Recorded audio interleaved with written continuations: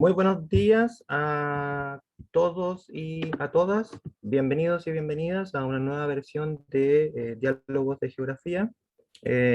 Todos los años, el área de Geografía de la carrera de Pedagogía en Historia y Geografía realiza un ciclo de conferencias, conversatorios, seminarios con distintas, ¿cómo poder explicarlo? Distintos personajes que tienen que ver un poco y que tienen relación justamente con la geografía como ciencia síntesis. Nos hemos ido acercando, en este caso, al área desde el derecho y la ecología, con el profesor Ezio Costa Cordela. Le agradecemos su presencia hoy aquí en esta conferencia. Estamos transmitiendo a través de Facebook Live de las facultades de Educación y Humanidades. Quiero agradecer que esta actividad ha sido organizada por el profesor Cristian Loyola y por el profesor Juan Río, quien les habla, y a partir de eso agradecemos la presencia del profesor Ezio Costa. Un breve currículum nomás del profesor Ezio para poder comenzar a escucharlo. Me voy a tomar la libertad de leer un poquitito en función de la presentación de nuestro, en este caso, super ciudadano. El profesor S. es abogado de la Universidad de Chile, es magíster en regulación de London School of Economic and Political Science y doctor en Derecho por la Universidad de Chile. Entre otros antecedentes, forma parte del equipo de investigadores RECOM desde el año 2011 y además es director ejecutivo de la ONG FIMA desde el año 2012. Sin más preámbulo, quiero dejar al profesor Ezio Costa Cordela con ustedes y con nosotros en esta actividad del día de hoy.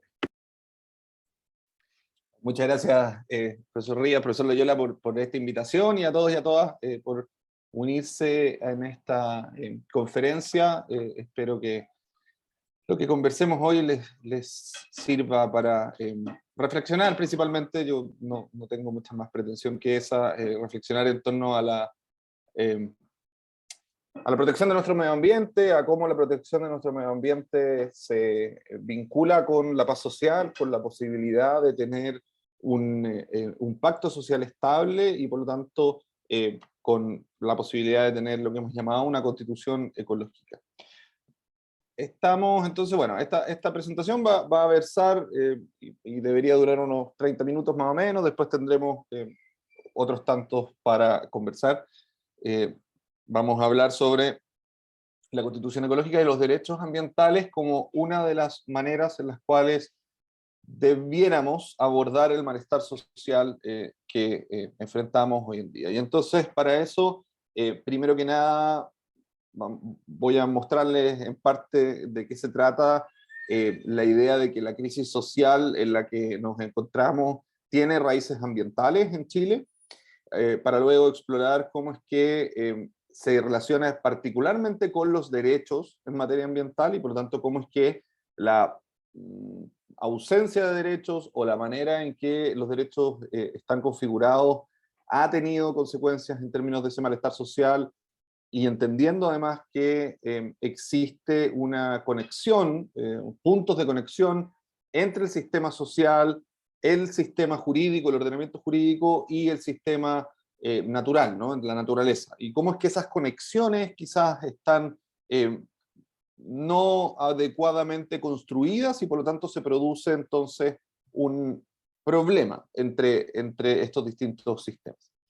Y en tercer lugar, les voy a mostrar algunas de las propuestas que se han planteado desde distintos académicos, organizaciones y personas de la sociedad civil ambiental en general, sobre cómo podríamos tener una constitución que recoja la idea de la constitución ecológica y por lo tanto nos ayude en el camino de solución de la crisis social y de la crisis ambiental por la que atravesamos.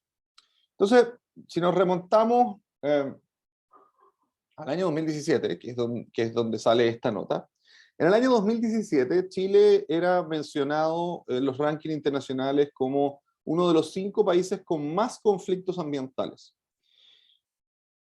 Cuestión que probablemente a muchos de ustedes y a muchas de ustedes no les va a llamar tanto la atención porque ustedes están o son profesores o están estudiando geografía, entonces entienden que en Chile tenemos un montón de conflictos ambientales y por lo demás es algo que también de alguna manera se refleja en la prensa, en los medios de comunicación, sobre todo en los medios de comunicación alternativos, donde es posible ver que prácticamente, y esto lo digo por mi experiencia personal, pero prácticamente en todas las comunas de Chile existe algún conflicto ambiental.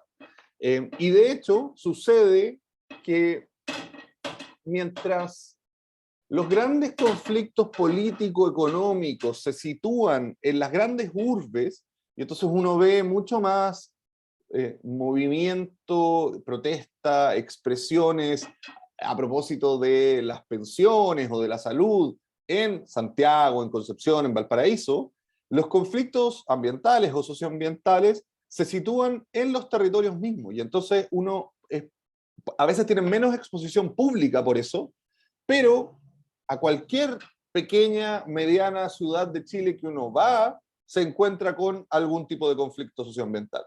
Y con rayados alusivos a ese conflicto, con banderas alusivas a ese conflicto, etcétera, ¿no?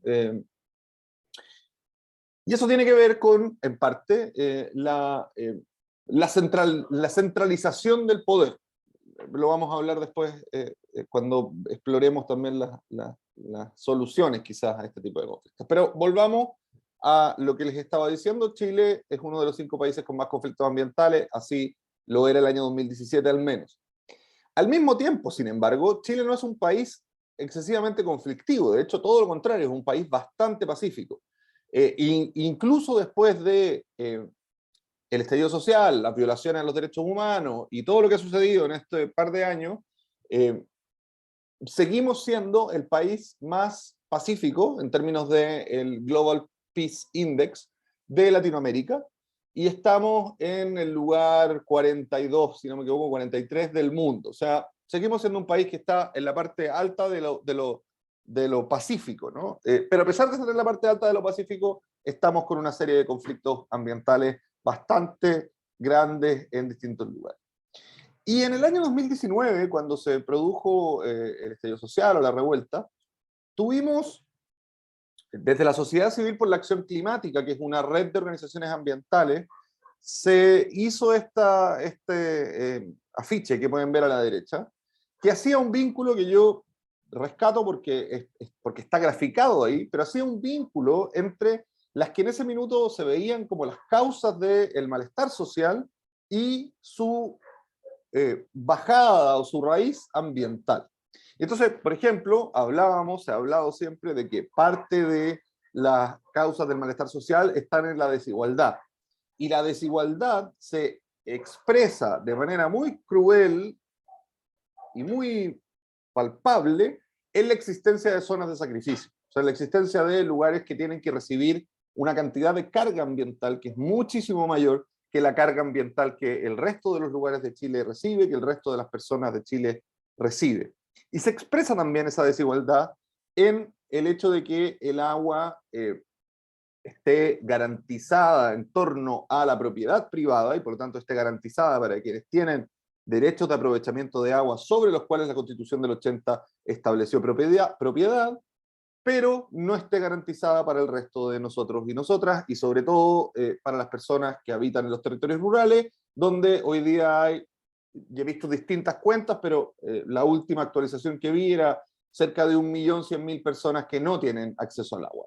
Y muchas de esas personas no porque no haya agua, no es que en el lugar donde ellos habitan no haya agua, entonces uno dice, bueno, quizás es un problema de índole física, sino que esos lugares donde sí hay agua, pero no está disponible para ellos. Y entonces el problema no es solo de índole física, sino que es de índole jurídica también. ¿Por qué no? O institucional. ¿Por qué no está disponible el agua para estas personas? Es algo que hay que desentramar. Y en tercer lugar, cuando pensamos en el abuso, perdón, en segundo lugar, cuando hablamos de desigualdad, si hablamos de abuso, nos encontramos con el abuso que se produce en los territorios a propósito del aprovechamiento económico expansivo y extractivo o primario que ha sido el motor del crecimiento económico en Chile. Entonces, cuestiones como los monocultivos forestales, que ustedes los ven mucho ahí en su zona, los conocen mejor que nadie, los monocultivos forestales, que producen una serie de problemas ambientales, pero que han sido subsidiados por el Estado, produciendo a su vez más problemas ambientales. Hay una coordinación entre el poder estatal y el poder económico que genera un problema que tiene varias dimensiones en distintos territorios, distintas regiones de Chile. Y además hay un abuso que se refleja en la posición privilegiada que tienen algunos respecto de los demás para efectos de decidir cuestiones sobre cómo va a operar nuestro desarrollo, pero además cómo van a existir los distintos territorios. Y ahí está la idea que está más a la izquierda, los recursos naturales que son explotados y privatizados para unos pocos, cuestión que tiene una serie de líneas de problema. Hay una línea del problema que tiene que ver con la posición de privilegio y otra línea del problema que tiene que ver con la privatización de los recursos naturales o de los bienes comunes naturales. Y hay otra línea del problema que tiene que ver con la toma de decisiones respecto de los territorios, donde, como sabemos, buena parte de la forma en la cual un lugar cualquiera en Chile va a existir, o sea, de cómo las variables ambientales se van a ver impactadas o no, tiene que ver con una decisión privada, tiene que ver con la decisión de inversión de alguien en un lugar.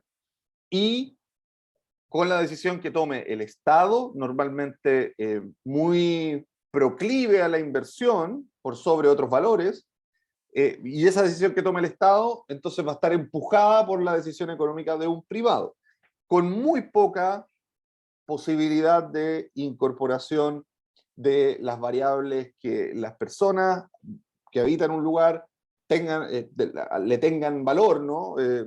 Con muy poca posibilidad de incorporación de la visión sobre el mundo, sobre la vida, sobre el desarrollo que tengan las personas que habitan en un lugar. Eso es también un problema. Bueno, y en ese minuto se exigía desde las CAC una asamblea constituyente. Afortunadamente estamos en un proceso ya constituyente y que buscaba, ¿no?, estas cosas, ¿no? Tener un desarrollo económico sustentable, que no fuera extractivo ni mercantilizante de la naturaleza, el acceso al agua como una prioridad, y también la conservación de los ecosistemas y el fin de las zonas de sacrificio asegurando los derechos. Eso era lo que en ese minuto inicial, digamos, se pedía desde la Sociedad Civil por la Acción Climática. Una segunda cuestión en la cual podemos observar la visión que tenemos los chilenos y chilenas respecto de nuestro medio ambiente está en la valoración sobre la situación ambiental, que es lo que está al lado izquierdo de su pantalla. Esto es una encuesta Ipsos del año 2019, posterior al estallido social, donde se le pregunta a personas en 35 países del mundo sobre la situación ambiental de sus países. Y Chile es el país donde más personas creemos que la situación ambiental es mala o muy mala. El país del mundo donde más personas creemos esto. Hay un 80% de personas que creíamos el año 2019 que la situación ambiental era mala o muy mala, versus un 54% de promedio mundial. O sea, estamos muy por sobre el promedio, y esto tiene que ver no con una cuestión de percepción solamente. Mi interpretación, al menos de este número, va por dos partes. Primero, porque efectivamente nuestra situación ambiental es muy mala, y es muy fácil percibirlo porque cuestiones como la sequía permanente de la zona central de Chile, los incendios forestales, las olas de calor, son cuestiones que estamos viviendo a diario, entonces no es difícil darse cuenta que la situación ambiental es mala. Y por otro lado, este es mi lado quizás más romántico, pero yo creo que la cultura nacional es una cultura que tiene mucho arraigo en la tierra, y que por lo tanto tiene mayor sensibilidad a los cambios en nuestros ecosistemas. Y esto independiente de que quizás nuestra cultura todavía no haya abrazado suficientemente la necesidad de proteger al medio ambiente. Independiente de eso, creo que en general la cultura chilena es una cultura, la cultura chilena y también la cultura de nuestros pueblos, no son nuestros, la cultura de los pueblos indígenas de Chile, son culturas que están muy conectadas con la tierra y por lo tanto que son capaces de percibir este problema. Al lado derecho pueden ver los conflictos ambientales que han sido levantados por el Instituto Nacional de Derechos Humanos, el INDH, muchos menos de los que efectivamente hay, pero son algunos de ellos, y lo te pongo aquí principalmente para mostrarles que existe este mapa, por si no lo conocían, que es el mapa de conflictos ambientales, socioambientales del Instituto Nacional de Derechos Humanos. Como lo que sí se puede ver en este mapa es que hay una distribución en todo el territorio, ¿no? O sea, en todos los lugares de Chile existen conflictos socioambientales de los que levanta el INDH. Como les digo, al menos en mi experiencia personal, hay muchos más porque yo solo conozco varios que no están en este mapa, entonces me imagino que habrán otros varios que yo no conozco que tampoco están en este mapa. El año 2019, o sea, perdón, el 2020 hicimos un levantamiento con FIMA sobre las protestas ambientales del 2019. Esto hasta antes del estallido social, porque después del estallido social ya era imposible medir, porque las protestas eran permanentes y multitema. Pero antes del estallido social teníamos al menos 130 manifestaciones entre 2015 y 2019 relacionadas con materias ambientales, de las cuales 49 habían sido el año 2019. Y esto tiene que ver, y ¿por qué lo levantamos? Porque tenemos la hipótesis, todavía no cerrada, de que el malestar ambiental es una antesala de un malestar social mayor. Y esto lo tenemos como hipótesis por esto, porque nosotros habíamos notado el aumento de demanda de protestas ambientales antes del estallido social, y porque en 2011 sucedió algo similar. Primero con Barrancones e Hidroaicén, y luego con todo el movimiento estudiantil. O sea, vino primero lo ambiental y después vino la gran ola social. Y creemos que hay ahí un vínculo que además tiene alguna literatura, ¿no? En general, los países en los cuales existen problemas ambientales tienen una... digamos, se producen situaciones de falta de tranquilidad social, de crisis social, cuando existen problemas ambientales por razones a veces obvias, como que falta el agua o la alimentación, a veces no tan obvias, pero conectadas precisamente a los temores relativos a lo ambiental. Aquí, bueno, esto ya se los expliqué, pero aquí está resumido, ¿no? Entre las causas del malestar, la desigualdad, el abuso, el alto costo de vida, los bajos ingresos, y la representación ambiental de eso, ya les expliqué las de la desigualdad, la de los abusos en parte. La última variable no se las había explicado porque no está en ese afiche, pero también hay algo ambiental en los altos costos de vida y los bajos ingresos, a propósito de lo que el profesor Bernd Schneider llama el capitalismo jerárquico, que es el tipo de capitalismo que se practica en Latinoamérica y particularmente en Chile, donde tenemos una economía que es primaria y extractivista y que por lo tanto no requiere de mucha mano de obra calificada, generándose un efecto en el cual tenemos un pequeño grupo de personas que son dueñas de la gran mayoría de los bienes naturales, los recursos naturales.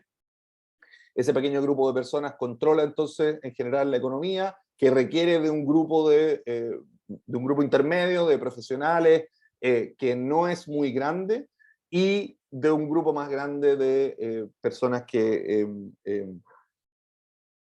sean mano de obra un poco calificada para efectos de poder llevar adelante este tipo de actividades económicas. Lo cual produce, lo explica mucho mejor Bernd Schneider en su libro, le estoy dando solo algunos puntos, pero entre otras cosas produce un problema de movimiento social, de movilidad social, ¿no?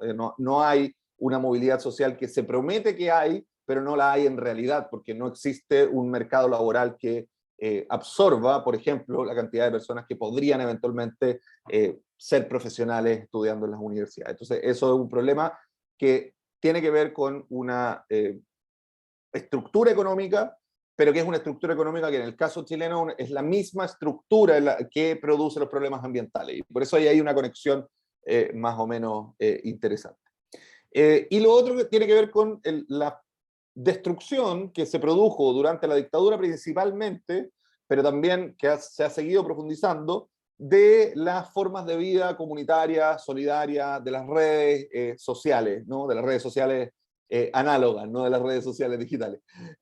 Y cómo es que estas redes, este tejido social, colabora a tener un nivel de vida que eh, es más tolerable para las personas, sirviendo como red de apoyo, sirviendo como también espacio donde se produce mercado, intercambio, y cómo esas redes han sido desmarañadas por nuestra estructura social, económica y jurídica, y entonces hemos perdido esa posibilidad de tener contención, por así decirlo. Bueno, ¿cuál sería el rol en este escenario? Entonces, bueno, en este escenario se produce algo bien interesante. Primero que está todo este malestar ambiental, está el malestar social, y después viene el plebiscito del apruebo, la elección de constituyentes, y la elección de constituyentes, que no lo tengo aquí, pero la elección de constituyentes nos mostró algo que ni siquiera habíamos hipotetizado, que es que ese malestar ambiental se iba a traducir en la elección de muchos y muchas líderes ambientales como constituyentes. Y de hecho hoy día en la Convención Constitucional existe una bancada ecoconstituyente, que son 35 constituyentes de distintos lugares, que son personas, la mayoría de ellas que provienen de los movimientos ambientales de base.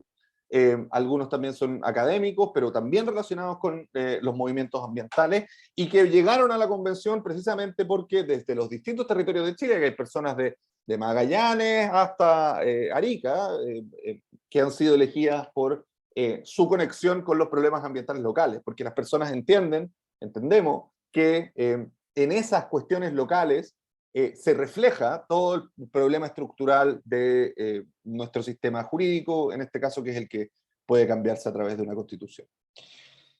Teniendo todo eso en consideración, entonces, y bueno, desde antes, la verdad, pero se ha venido planteando por parte de varias organizaciones y académicos la idea de tener una constitución ecológica. Y la idea de tener una constitución ecológica no es la idea de que la constitución completa va a ser ecológica, eso no es posible, digamos, la constitución tiene que cubrir una serie de aspectos, pero sí que dentro de la Constitución vamos a poder reconocer una línea lógica, coordinada, transversal de normas que nos van a poner a la protección del medio ambiente como uno de los ejes principales de la organización social, del ordenamiento jurídico, propendiendo, por lo tanto, a una armonización entre las actividades sociales y la naturaleza. Y aquí, en la pretensión más, no sé cómo calificarla, pero en una de las pretensiones de esto tiene que ver con lo que les decía antes, que es cómo el ordenamiento jurídico, que es un sistema de normas, se conecta mejor con el ordenamiento, o sea, con la organización social, con la sociedad, y con la naturaleza, con el orden natural de las cosas, ¿no? Porque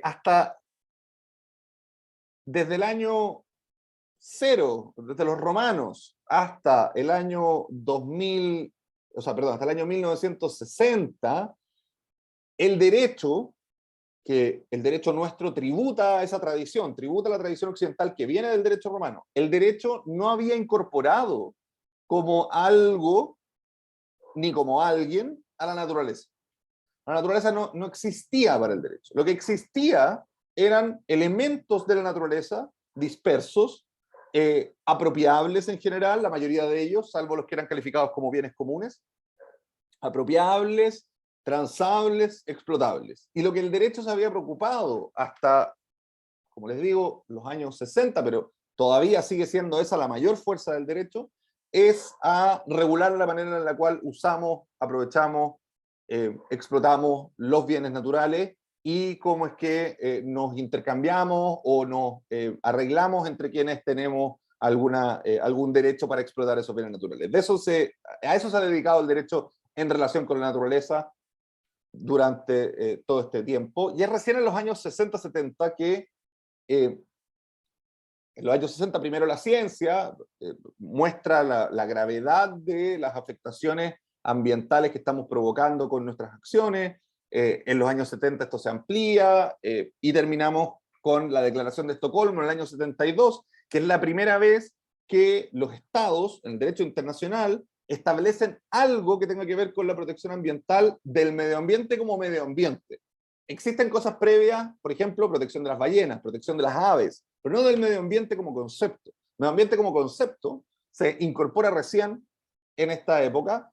En la ley chilena, en la Constitución del 80, cuando se establece el derecho a vivir en un medio ambiente libre de contaminación, que es una de las primeras constituciones en tener un derecho al medio ambiente, con una redacción que hoy día creo hay que superarla, hay que mejorarla, pero fue una de las primeras constituciones y precisamente proviene de esta idea del año 72 de que pareciera que la actividad humana industrial está dañando nuestro hábitat y por tanto tenemos que cuidarlo, cuestión que luego se traduce en los derechos, en este derecho fundamental en distintas constituciones, posteriormente en leyes. La ley ambiental chilena es recién del año 94 y hoy día estamos en una ola distinta porque la gravedad de nuestra afectación a la naturaleza sigue subiendo y estas normas que se supone deberían curvar nuestra manera de destruir la naturaleza,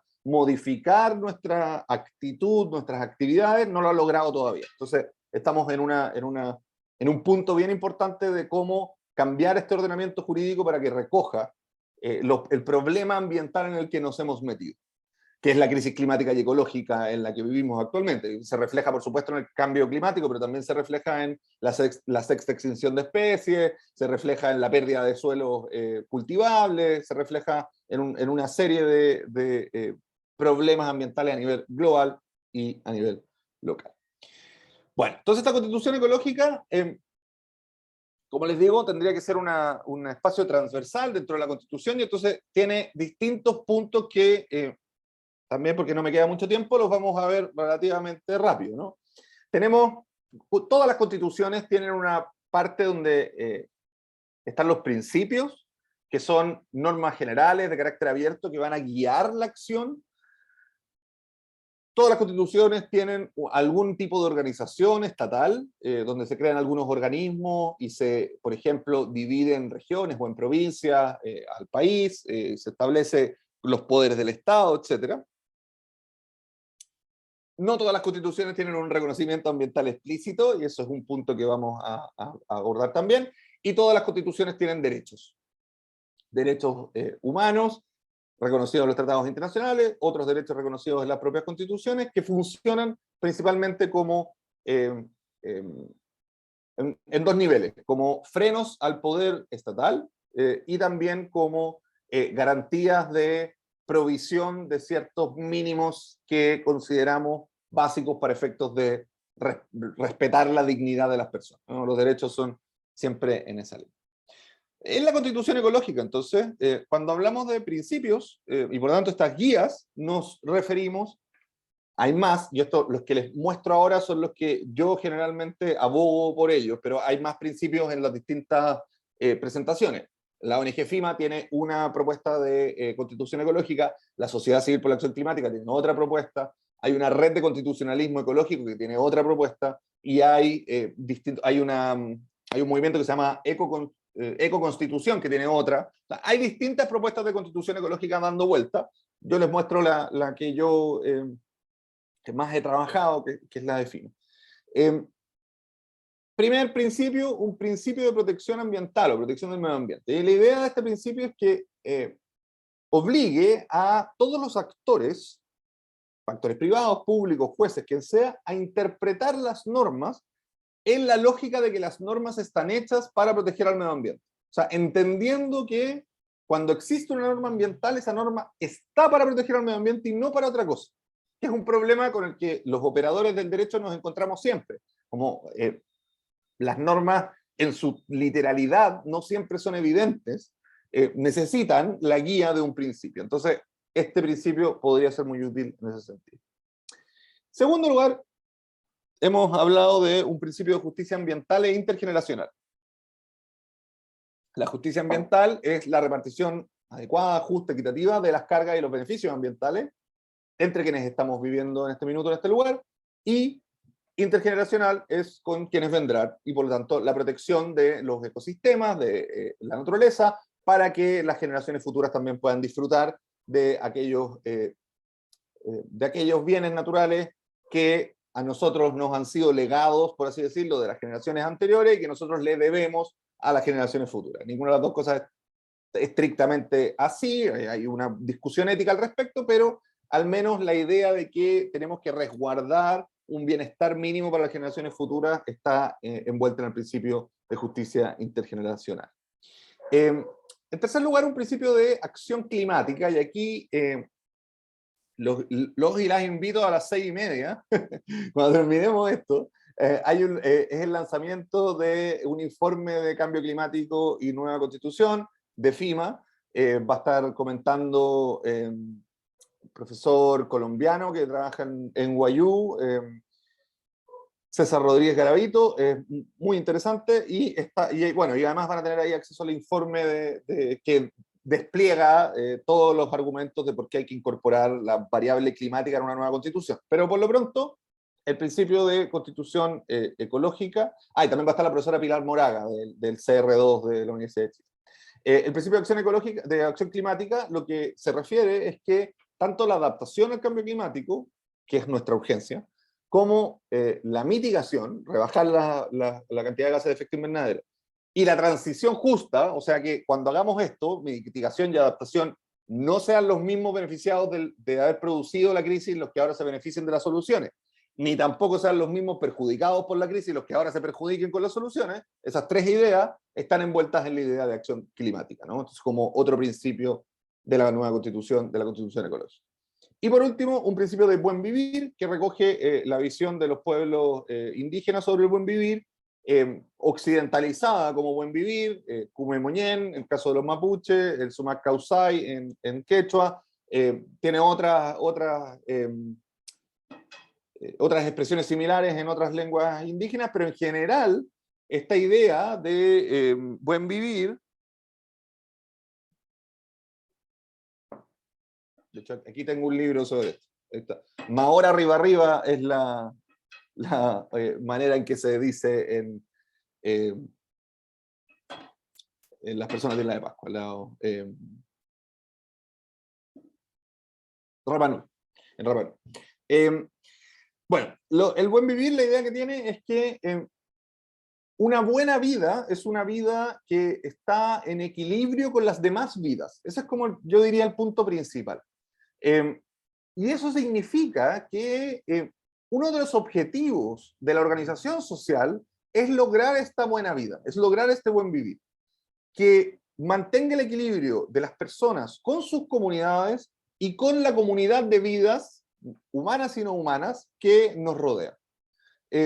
Entendiendo entonces que es logrando eso que logramos efectivamente un buen vivir, y no intentando superar o por lo menos combatiendo la idea de que la vida buena es la vida en la cual tenemos más acceso a más bienes materiales, que es como básicamente, sin que se exprese así, es la idea fuerza en la cual vivimos en la civilización occidental.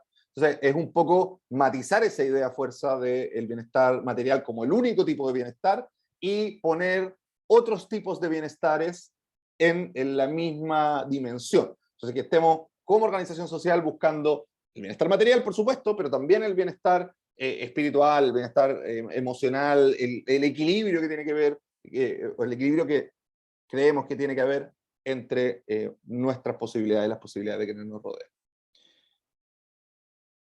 En materia de derechos, se ha planteado la idea de dos derechos que les podemos decir derechos marcos. El primero, el derecho al ambiente sano y ecológicamente equilibrado, que es una evolución del derecho actual a vivir en un ambiente libre de contaminación, pero va en la misma línea, un derecho tanto individual como colectivo de que el medio ambiente esté suficientemente sano para nosotros y equilibrado en sí mismo.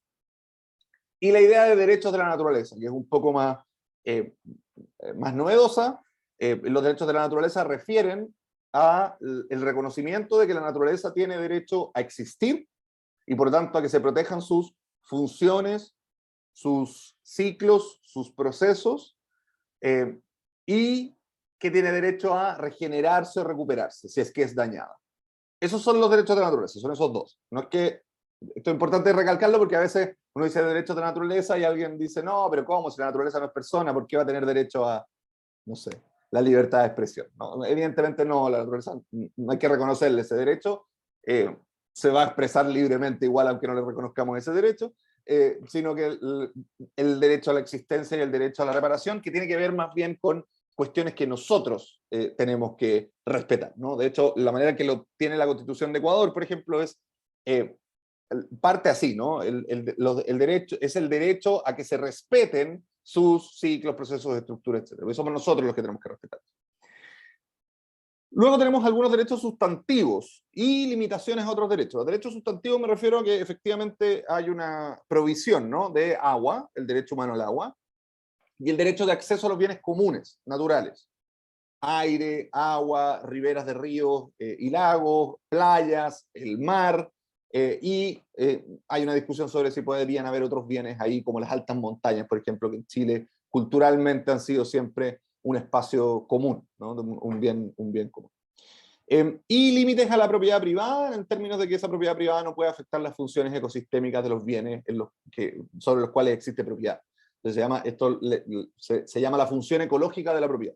Usted puede ser dueño de un terreno donde hay un humedal, por supuesto, pero no puede drenar ese humedal considerando que de ese humedal dependen la provisión de agua limpia para una población cercana, la subsistencia de una especie, etcétera, ¿no? O sea, hay funciones ecológicas de ese humedal que pueden ser reguladas por parte del Estado para efecto que no se pierdan, y que entonces eso limitaría la propiedad de quien es dueño de un terreno que tenga, en este caso del ejemplo, un humedal. Y por último, los derechos de acceso o de participación. Los habrán visto, alguna vez quizás han escuchado el acuerdo de Escazú, que es el acuerdo que contiene estos derechos, que son derecho de acceso a la información ambiental, derecho de acceso a la justicia ambiental y derecho a la participación ciudadana, que funcionan como una trenza de derechos que hacen más democrática la toma de decisiones en materia ambiental, entendiendo que la toma de decisiones en materia ambiental requiere de una mirada que desde la centralidad del poder no es posible dar, que es la mirada sobre la realidad ambiental del espacio en el cual esa decisión impacta, que es una decisión que, o sea, es una realidad que solo tienen las personas que son de ese territorio, que son parte del territorio, ¿no? Y que esa visión debiera estar incorporada en cualquier decisión ambiental. Esto viene del principio 10 de la Declaración de Río del 92, tiene un montón de trabajo intermedio, pero es un punto súper importante del derecho ambiental, cómo es que el derecho ambiental requiere, para ser adecuado, justo, que las personas que se pueden ver afectadas por una decisión participen. Y por último, por último, tenemos las instituciones de una constitución ecológica, y entre esas instituciones hemos hablado de la idea de tener una defensoría de la naturaleza, que sea la que agrupe todas las funciones jurídicas relacionadas con la protección de la naturaleza, y en particular que pueda representar a la naturaleza en los casos de que haya una afectación hacia ella.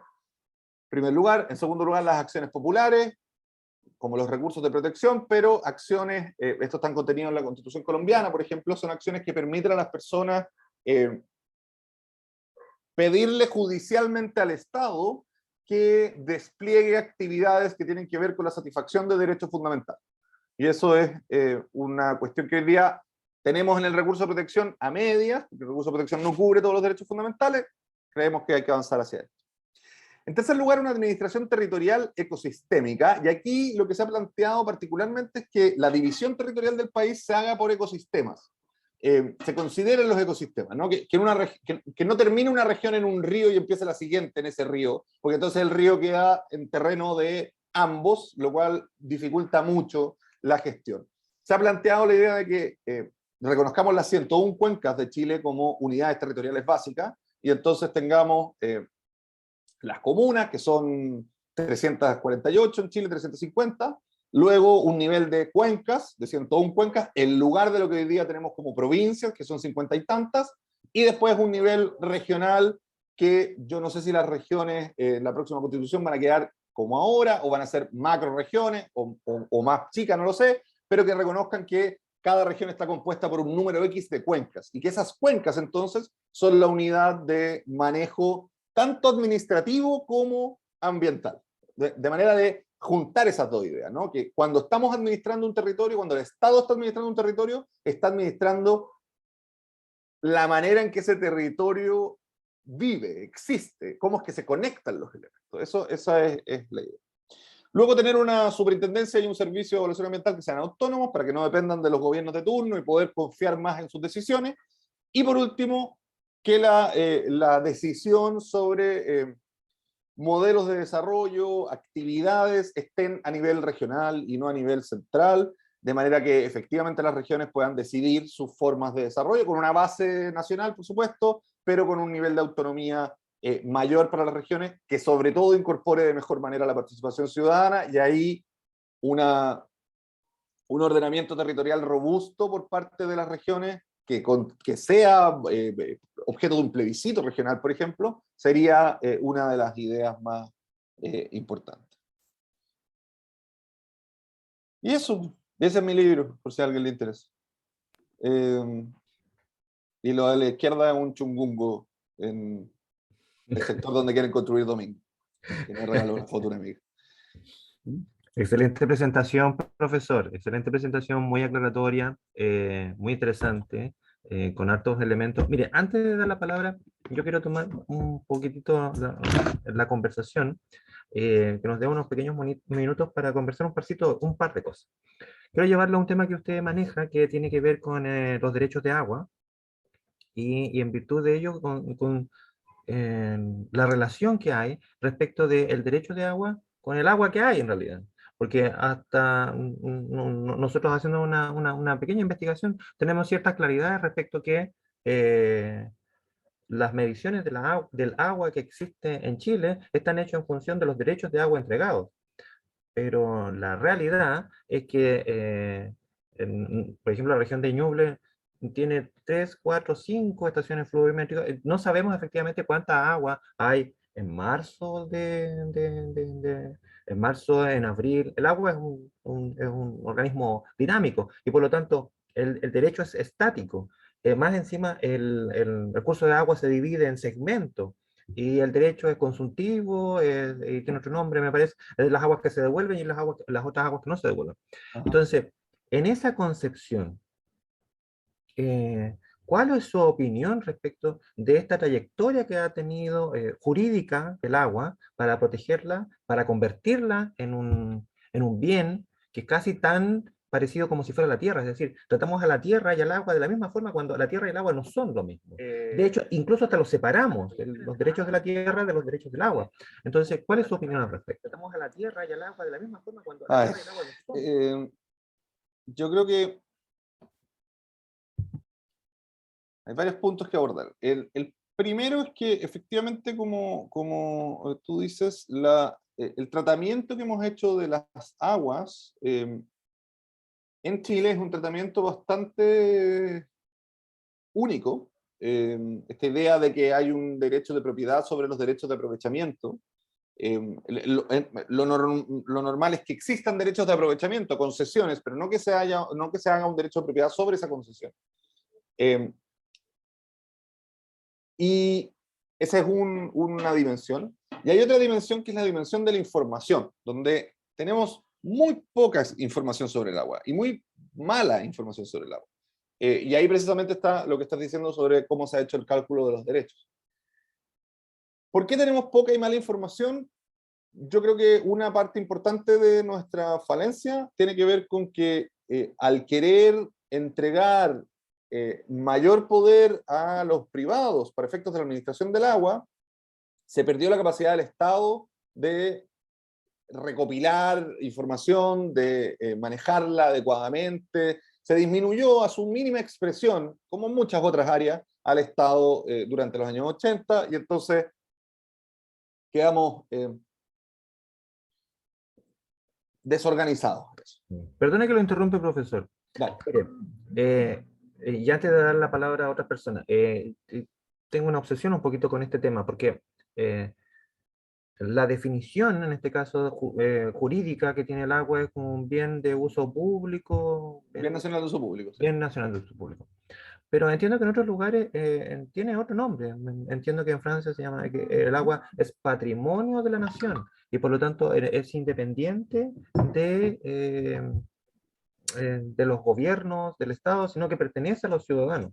Entonces, en esta visión que plantea usted de constitución ecologista, el agua sigue siendo un bien y tomando en consideración que existen otras visiones, es decir, hay empresas alimenticias que dicen, bueno, el agua es un alimento. Existen empresas que tienen cierta orientación y dicen, bueno, el agua es un recurso. Y de hecho nosotros cuando yo era chiquitito nos decían, existen los recursos naturales, los recursos finitos, los infinitos, los renovables, los no renovables.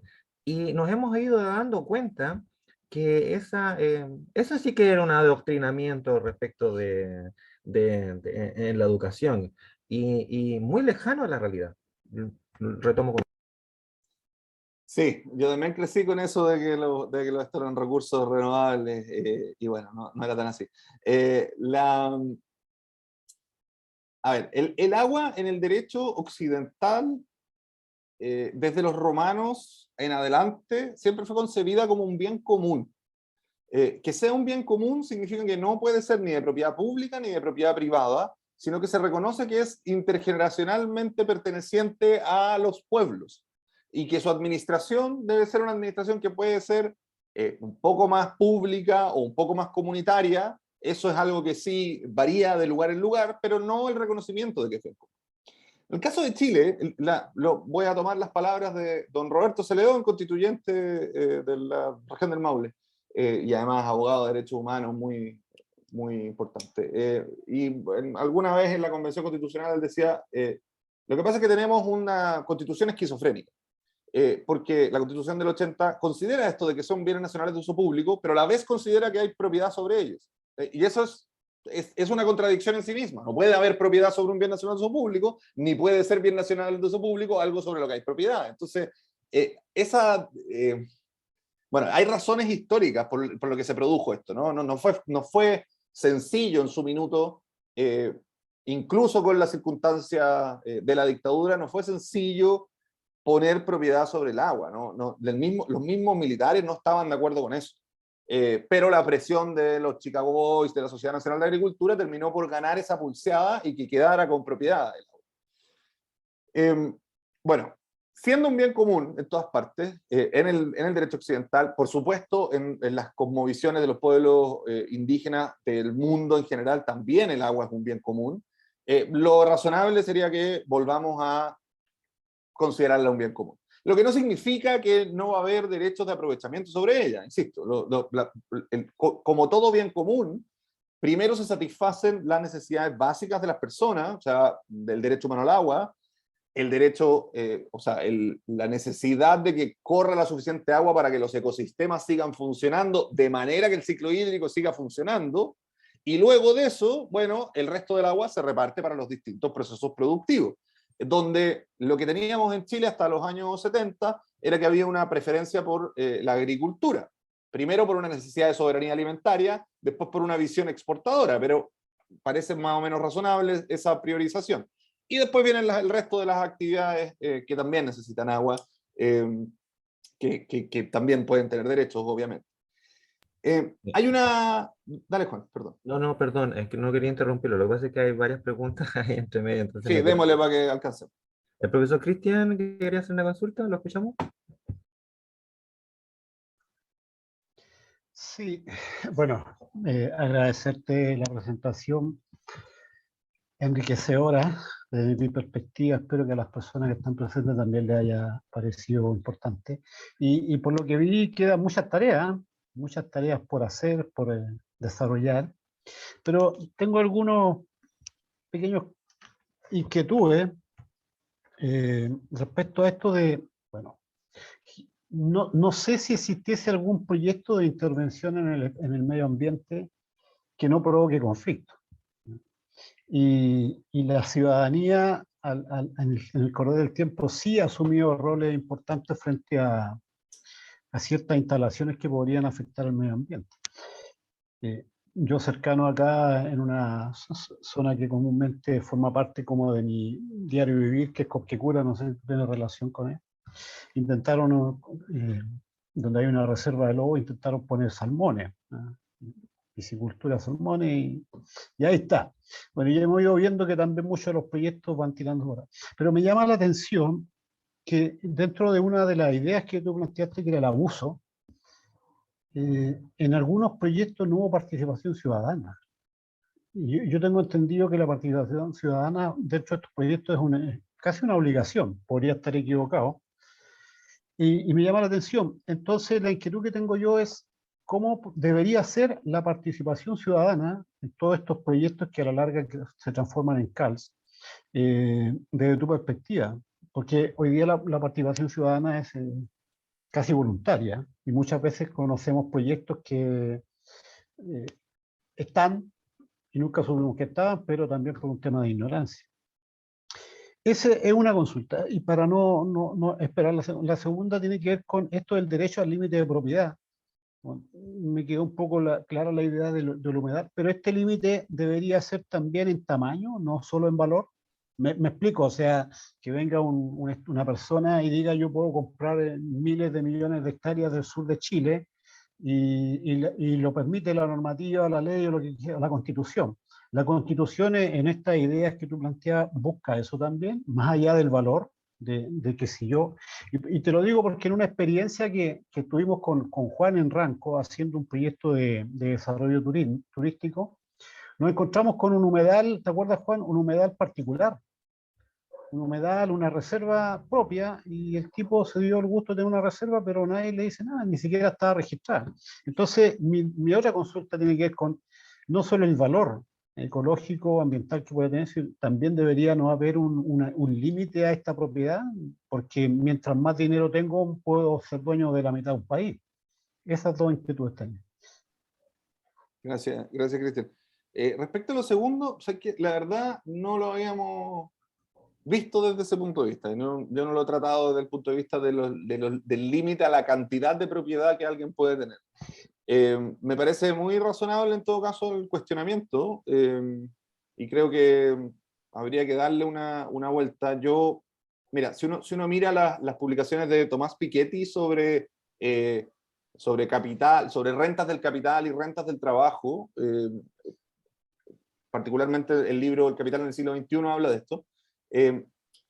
Efectivamente se produce un problema de desigualdad gigantesco a propósito de las personas que tienen mucho capital y cómo ese capital les renta cada vez más. Lo que propone Piketty en ese libro, y después lo ha venido trabajando, es tener mayores impuestos sobre el capital en lugar de los impuestos sobre el trabajo, que es lo que habitualmente se sube.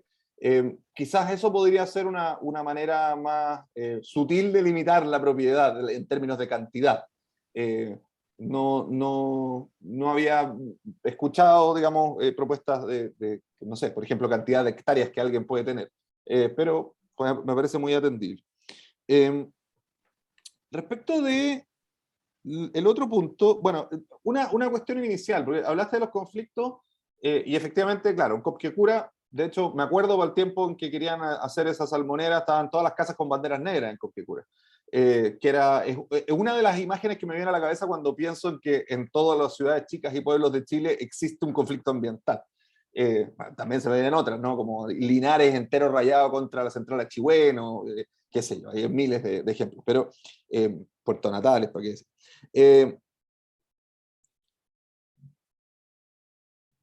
No hay tantos, no, como si bien hay mucha conflictividad ambiental, no es un porcentaje muy grande de la cantidad de proyectos que afectan al medio ambiente. O sea, la gran mayoría de los proyectos que afectan al medio ambiente pasan sin pena ni gloria y sin producir conflictos ambientales. Ya sea porque no son suficientemente invasivos o grandes, porque no se quieren instalar en un lugar particularmente sensible, o porque son capaces de entender la realidad local y dialogar.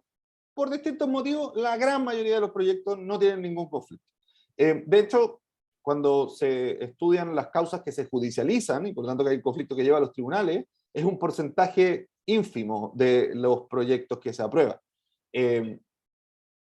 Los proyectos que se aprueban y que se transforman en conflictos suelen ser estos como querer instalar una salmonera en un lugar donde hay una reserva de lobo, o sea que son, o querer instalar una minera en el lugar donde vive el 80% de los pingüinos de Humboldt del mundo, o querer represar los grandes ríos de la Patagonia. Evidentemente esos proyectos van a tener conflictos porque están alterando cuestiones que son muy valiosas para los territorios o para las personas, para los territorios, a veces para los territorios solamente y a veces para las personas de todo Chile, como es el caso de los ríos de la Patagonia o de la Reserva Pingüino de Humboldt. ¿Cómo es que una participación...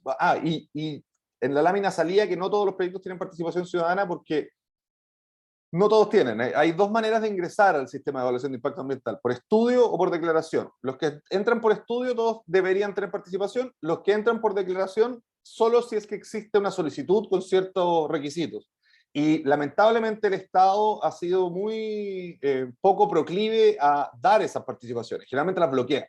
Cuestión que no tiene ninguna lógica porque además pierden los juicios después. O sea, la Corte Suprema les ha dicho una y otra vez que no pueden no dar participación, pero el Servicio de Evaluación Ambiental sigue no dando las participaciones y aumentando un conflicto donde quizás podría no haber. La participación ciudadana tiene... Pucha, con esto me puedo alargar caleta porque fue mi tesis de doctorado, pero tiene estándares y tiene formas. Yo creo que, y es lo que planteo en la tesis, que es un libro también, que la participación ciudadana en materia ambiental tiene un formato que ha sido definido por la normativa ambiental internacional y nacional como un formato deliberativo. O sea, que donde la autoridad debiera hacer conversar a la posición del privado que quiere hacer un proyecto, con la posición de los ciudadanos, con la propia ley y el marco legal que tiene esa autoridad para generar esta conversación. Buscando que la decisión que se tome sea una decisión que efectivamente integre aquello que la ciudadanía ha manifestado como opciones, aprehensiones, etc. Eso está muy lejos de lo que hace hoy en día el Servicio de Evaluación Ambiental. Pero ese debiera ser el estándar. Y de hecho, no es solo una cuestión romántica, sino que de la lectura misma, hasta de la guía del Servicio de Evaluación Ambiental, y por supuesto de la ley y de los fallos de la Corte Suprema, uno entiende que la idea es que no es responder a las observaciones ciudadanas, sino que es integrarlas en la decisión. Pero eso le ha costado mucho al sistema. Y eso le ha costado también mucha conflictividad, porque como no es capaz de absorber la tensión, entonces, bueno, la tensión termina por quebrar la relación. Profesor, no queremos abusar de su tiempo. Abrimos la conversación para consultas. ¿Tenemos una consulta? Sí, dale ahí. Bueno, yo tengo una consulta. Bueno, vamos a bajar el volumen acá. Bueno, agradecerle la conferencia, me sumo a las palabras ahí del profesor Cristian. Todo súper clarito. Y bueno, ya muchos saben que tenemos una crisis hídrica en nuestro país que ya viene desde hace 12 años.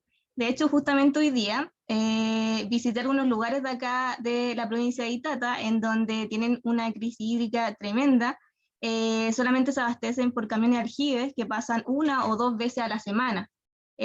Gente que ha tenido que cambiar su modo de vida para poder adaptarse a esta situación, gente que antes tenía algunas actividades económicas que lo hacían que pudieran ser un poquito más autosuficientes, hoy en día ya son actividades que no se pueden hacer.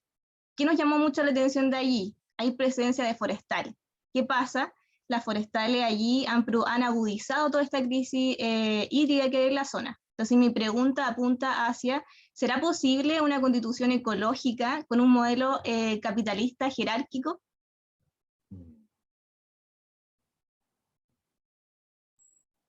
Esa sería mi pregunta. Sí, gracias, Nicole. No, o sea, es posible, pero no pueden coexistir pacíficamente. O sea, con el modo que tenemos hoy día, o con la estructura económica que tenemos hoy día, es muy difícil que se despliegue toda toda la potencia que podría tener un pacto social ecológico. Creo yo que una constitución ecológica es un eslabón dentro de la cadena por cambiar también esa estructura.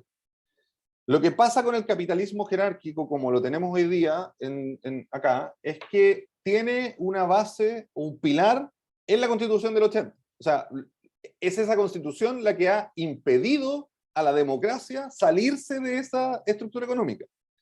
Porque tiene distintos dispositivos que nos amarran. A propósito, eso están las actas, están las cosas que dijo Jaime Guzmán, es así, ¿no? Ellos crearon una constitución que funcionara para que no pudiera el pueblo de Chile cambiar el modelo de desarrollo en el futuro.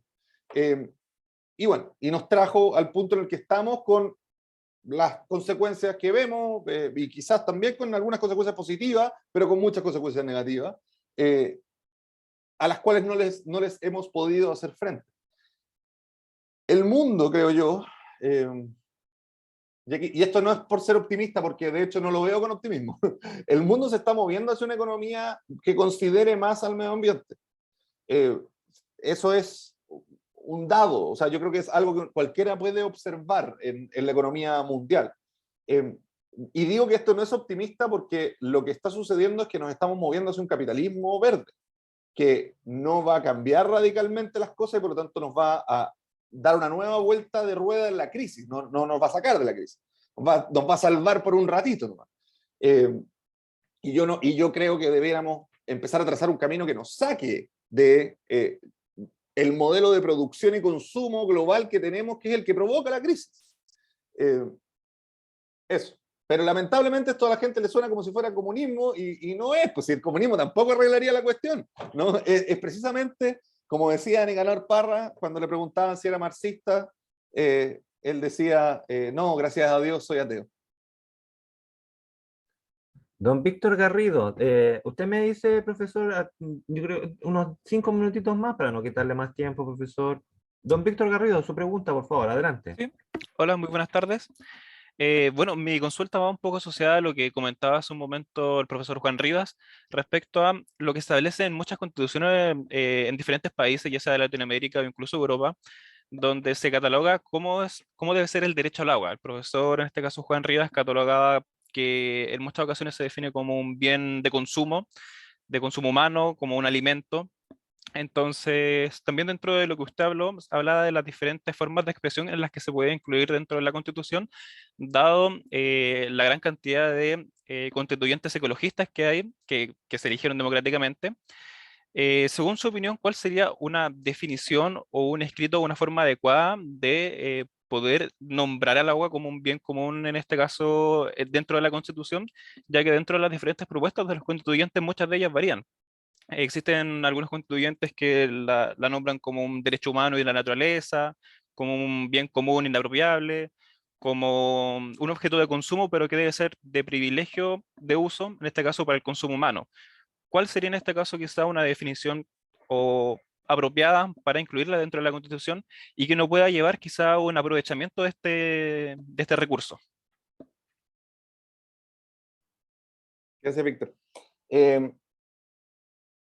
Primero que nada, aprovechamiento del recurso del agua, cuando lo pensamos como recurso, igual tiene que haber, ¿no? O sea, nuestra... muy ecológico será todo lo que planteamos, pero de todas maneras tenemos que satisfacer nuestras necesidades materiales y por lo tanto vamos a tener que utilizar el agua para la producción de alimentos, por lo menos, y otras cosas más, vestuarios. La pregunta tuya tiene dos dimensiones, porque una cosa es cómo definimos al agua, y yo creo que hay que definirla como bien común, como dije, tú también dijiste. Entonces, yo me imagino que en algún artículo de la Constitución se va a decir, bueno, se reconocen como bienes comunes inapropiables el agua, el aire, las funciones ecosistémicas, el mar, las playas, etc. Y ahí queda el agua como un bien inapropiable. Y luego está el derecho humano de acceso al agua y eventualmente el derecho a la naturaleza de acceso al agua para su existencia, que no son un reconocimiento del agua como algo distinto, sino que son reconocimientos de que nosotros y la naturaleza requerimos agua para existir.